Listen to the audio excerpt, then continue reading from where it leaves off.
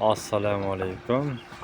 Bugün bizde Audi A6 S6 стеклоподъемный тросы кетіп қалған. Соған мынандай полный шешіп алына деген. Ар жақта болттарын полный шешіп алдық. Өзінге үзіліп қалған. Салайын десек сәл миді ашты кішкене. Тросының қалай түсетіні. Осылай түседі екен. Ал басы былай келеді. Былай 10 болт қататындар бар ғой, 10 болт қататындар.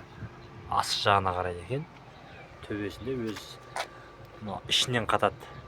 Қазір айнаны саламыз. Бер жағына тросының тростары бер бетте қалып кетпеу керек. Осының ар бетінде қалу керек.